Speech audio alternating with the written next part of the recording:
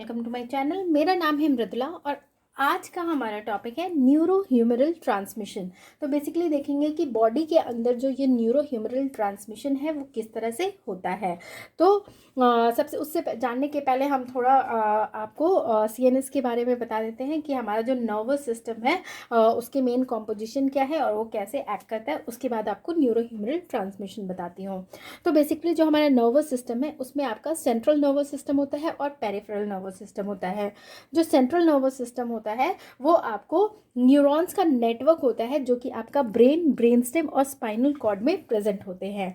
जबकि peripheral nervous system जो है वो सीएनएस को बॉडी के ऑर्गन के साथ कनेक्ट करता है।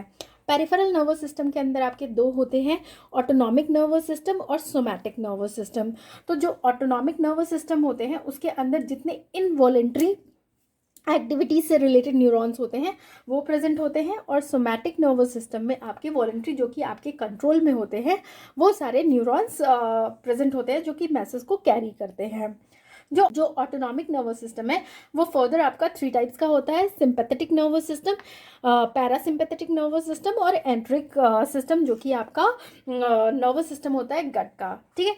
सोमैटिक नर्वस सिस्टम जो है वो आपके बॉडी के स्केलेटन मसल्स तक सारे न्यूरॉन्स वहाँ तक उसको कनेक्ट करते हैं। करेंगे न्यूरॉन्स की, जो कि आपके पूरे सेंट्रल नर्वस सिस्टम में या नर्वस सिस्टम में पूरे इंटरकनेक्टेड होते हैं। ठीक है। तो सबसे पहले हम जो न्यूरॉन्स है उसका स्ट्रक्चर देख लेते हैं। इसको हम बोलते हैं सेल बॉडी। ठीक है। ये जो है वो एक्सॉन है और ये जो है वो एक्सॉन के आपके फर्दर सेपरेशन है, और यहाँ पे सिनेप्सेस प्रेजेंट होते हैं जो कि फर्दर नेक्स्ट न्यूरॉन से कनेक्टेड होते हैं। इनको हम डेंड्राइट्स बोलते हैं। ठीक है। तो ये जो न्यूरॉन्स है जो बॉडी के अंदर प्रेजेंट होते हैं वो बेसिकली दो तरह के होते हैं। एक होता है एफरेंट न्यूरॉन और दूसरा होता है इफरेंट न्यूरॉन। जो एफरेंट न्यूरॉन्स है उनको हम सेंसरी न्यूरॉन भी कहते हैं और ये आपको जितना भी बाहर से जो आउटसाइड वर्ल्ड से जो सिग्नल होता है वो उसको ब्रेन तक पहुंचाता है। और इफरेंट न्यूरॉन जिसको कि हम मोटर न्यूरॉन भी कहते हैं, ये आपको जितना भी ब्रेन से सिग्नल है उसको पेरिफेरल नर्वस सिस्टम तक लेके जाता है, जहाँ से फिर एक्शन जो है वो इनिशिएट होता है। ठीक है। तो ये हो गया न्यूरॉन्स के बारे में। अब है न्यूरोमस्कुलर जंक्शन। तो बेसिकली न्यूरोमस्कुलर जंक्शन जो है वो आपका सिनेप्टिक कनेक्शन होता है। जैसे मैंने बोला कि आपके एक्सॉन के ये जो टर्मिनल्स होते हैं वहाँ पे छोटे छोटे सिनेप्स प्रेजेंट होते हैं। तो वो जो है उस सिनेप्स का कनेक्शन जो होता है वो आपके मोटर नर्व, यानी कि ये जो मोटर नर्व होते हैं वहाँ से आपको मसल्स, या जो कि आपकी स्केलेटन हो सकते हैं, स्मूथ हो सकते हैं, या फिर कार्डियक मसल तक जो न्यूरॉन्स जाते हैं उनसे कनेक्शन फॉर्म करते हैं, उनको हम बोलते हैं न्यूरोमस्कुलर जंक्शन। तो बेसिकली इसमें आपका एक प्री सिनेप्टिक न्यूरॉन होता है, post synaptic neuron synaptic receptor होता है और बीच में आपका सिनेप्टिक क्लेफ्ट होता है। ठीक है। यहाँ से जो भी आपके न्यूरो ट्रांसमीटर्स होते हैं वो रिलीज होते हैं और फिर यहाँ पे जाके रिसेप्टर्स पे बाइंड करके फर्दर सिग्नल्स को कैरी करते हैं। तो अब क्या है कि ये जो न्यूरो ह्यूमरल ट्रांसमिशन हम डिफाइन कर सकते हैं कि ये आपको नर्व में मैसेज जो है वो आपका सिनेप्स के थ्रू होके आपका न्यूरो इफेक्टर जंक्शंस तक जाता है। न्यूरो ट्रांसमीटर या कह सकते हैं कि ह्यूमरल मैसेंजर या केमिकल मैसेंजर के रिलीज की वजह से यही आपका पूरा प्रोसेस जो है वो न्यूरो ह्यूमरल ट्रांसमिशन कहलाता है। ठीक है।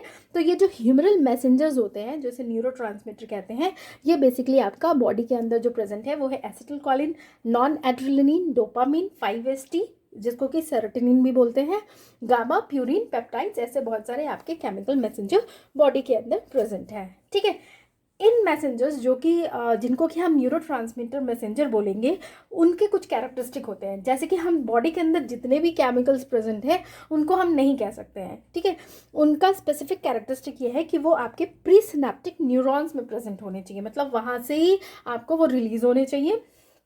दूसरा, वो नर्व स्टिमुलेशन के लिए प्री सिनेप्टिक से सिनेप्टिक क्लेफ्ट में रिलीज होने चाहिए और वो रिस्पॉन्सेस प्रोड्यूस करने चाहिए जो कि आपको जो भी आपका नर्व स्टिमुलेशन प्रोड्यूस किया है वही वाला एक्शन वो प्रोड्यूस करे, मतलब कुछ और अदर सिग्नल आपको कैरी ना हो। ठीक है।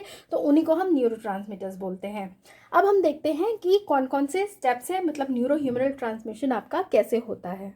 तो सबसे पहला स्टेप होता है इम्पल्स कंडक्शन। ठीक है, तो जब किसी तरह का कोई भी मैसेज नहीं होता है, कोई भी मतलब एक्शन पोटेंशियल जनरेट नहीं हुआ होता है उस टाइम, मतलब कि यानी कह सकते हैं दूसरे वर्ड्स में कि जब स्टिमुलेशन नहीं हुआ होता है तो न्यूरॉन्स जो होते हैं वो रेस्टिंग मेम्ब्रेन पोटेंशियल मेंटेन किए होते हैं। मतलब उनके अंदर का जो पोटेंशियल होता है वो -70 MV होता है। और ये क्यों होता है? क्योंकि यहाँ पे सोडियम की परमेबिलिटी जो होती है वो लो होती है और पोटेशियम की परमेबिलिटी जो होती है वो हाई होती है और वो बाहर की तरफ एग्जिट कर रहा होता है। ये आपका प्री सिनेप्टिक न्यूरॉन है। यहाँ पे क्या होता है कि जो सोडियम है उसकी परमेबिलिटी अंदर की तरफ न्यूरॉन के अंदर जो है वो लो हो जाती है और जो पोटेशियम होता है उसकी परमेबिलिटी जो है वो इंक्रीज हो जाती है। और साथ में ये आपको फास्टली जो होता है वो आपको बाहर की तरफ जा रहा होता है, जिसकी वजह से अंदर का पोटेंशियल जो है वो नेगेटिव में चला जाता है, यानी कि -70 MV में, जिसको हम कह सकते हैं कि मेम्ब्रेन अपने रेस्टिंग मेम्ब्रेन पोटेंशियल पे है।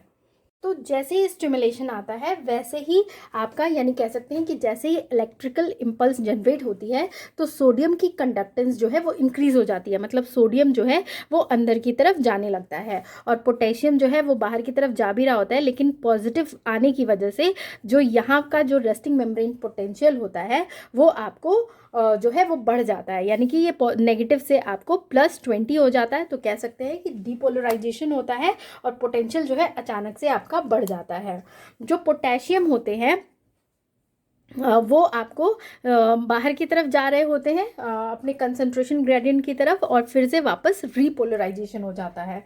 ठीक है, यहाँ पे जो सोडियम पोटेशियम पंप जो होते हैं वो एक्टिवेट हो जाते हैं, जिसकी वजह से ये जो आयनिक डिस्ट्रीब्यूशन है, यानी कि पॉजिटिव और नेगेटिव का जो ये डिस्ट्रीब्यूशन है वो बैलेंस हो जाता है और जिसकी वजह से एक्शन पोटेंशियल जो है वो जनरेट होता है। ठीक, ये जो एक्शन पोटेंशियल जनरेट होती है वो आपको लोकल सर्किट करंट मेंटेन करते हैं, जो कि नेक्स्ट एक्साइटेबल पार्ट, मतलब जो ये मेम्ब्रेन है, मेम्ब्रेन के पास यहाँ पे आपके जो भी आयनिक चैनल्स होते हैं उनको वो एक्टिवेट करने लगता है, क्योंकि वो करंट आपका एक्शन पोटेंशियल धीरे धीरे नीचे की तरफ आता है। ठीक है, और इस तरह से एक्शन पोटेंशियल जो है वो आगे की तरफ बढ़ते जाता है। उसके बाद सेकेंड स्टेप आता है जिसमें कि ट्रांसमीटर रिलीज होता है।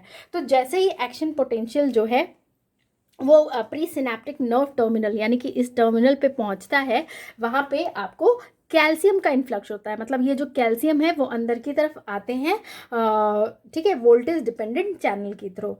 तो ये जो कैल्शियम डिपेंडेंट प्रोसेसेस जो होते हैं वो आपको यहाँ पे जो न्यूरोट्रांसमीटर्स प्रेजेंट होते हैं वेसिकल्स के अंदर, उनको क्या करते हैं कि इस मेम्ब्रेन के साथ फ्यूज़ करते हैं, जिसकी वजह से जितने भी इसके अंदर न्यूरोट्रांसमीटर्स होते हैं वो आपके रिलीज हो जाते हैं। ठीक है, क्लेफ्ट में ये जो ट्रांसमीटर्स है वो आपको नर्व एंडिंग में इस जो आपके सिनेप्टिक वेसिकल्स है इसके अंदर स्टोर होते हैं या तो फिर रिलीज होते हैं। बाद आता है आपका नेक्स्ट स्टेप जिसमें कि ट्रांसमीटर एक्शन होता है पोस्ट जंक्शनल मेम्ब्रेन पे। मतलब प्री सिनेप्टिक से अब पोस्ट सिनेप्टिक मेम्ब्रेन के ऊपर क्या एक्शन होगा। जो रिलीज ट्रांसमीटर्स होते हैं वो क्या करते हैं, जो पोस्ट जंक्शनल के यहाँ पे आपको रिसेप्टर्स प्रेजेंट होते हैं, अलग अलग न्यूरोट्रांसमीटर के लिए अलग अलग रिसेप्टर प्रेजेंट होते हैं, उन रिसेप्टर्स पे जाके वो बाइंड करते हैं और डिपेंडिंग अपॉन के न्यूरोट्रांसमीटर का नेचर क्या है वो आपको एक्शंस जो है वो पोटेंशियल जनरेट करते हैं, या तो वो excitatory post synaptic potential generate करते हैं या फिर इनिबिटरी,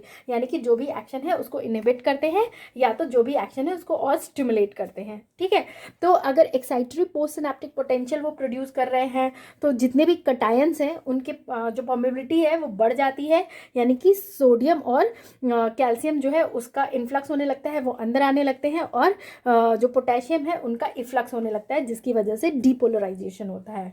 ठीक है, और अगर इनहिबिटरी है तो जितने भी स्मॉलर आयंस होते हैं उनकी जो परमेबिलिटी है वो इंक्रीज हो जाती है, और यानी कि जो पोटेशियम है, क्लोराइड है, उसकी परमेबिलिटी इंक्रीज हो जाती है।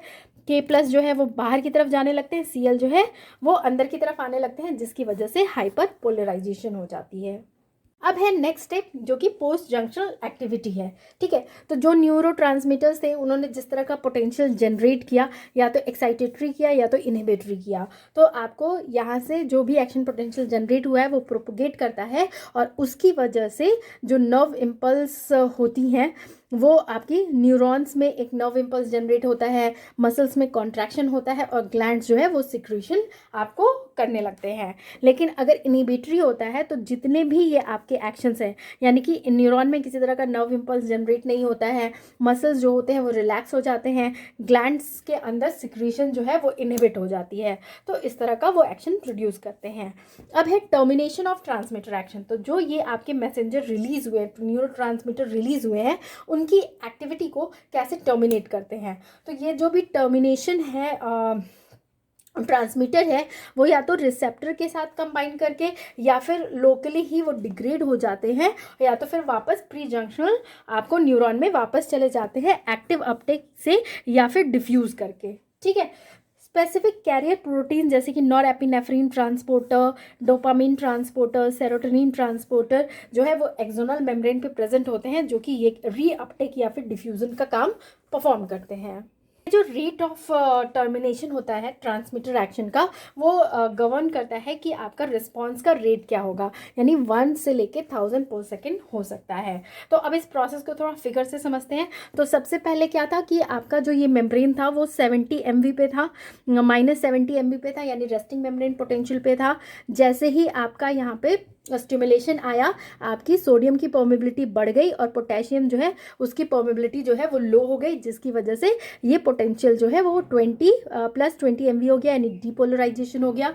डीपोलराइजेशन होने की वजह से आपका एक्शन पोटेंशियल का जनरेशन हुआ, जो कि आपको आगे तो जैसे ही एक्शन पोटेंशियल जो है वो आगे फर्दर जो है वो प्रोपोगेट करता है और टर्मिनल के पास पहुंचने वाला होता है, तो वहाँ पे आपका कैल्शियम का जो है इन्फ्लक्स इंक्रीज हो जाता है, जिसकी वजह से इस सिनेप्टिक वेसिकल्स में जितने भी न्यूरोट्रांसमीटर्स प्रेजेंट हैं वो आपके आगे फ्यूज़ हो जाते हैं इस मेम्ब्रेन के साथ, और वहाँ से न्यूरोट्रांसमीटर रिलीज़ होते हैं।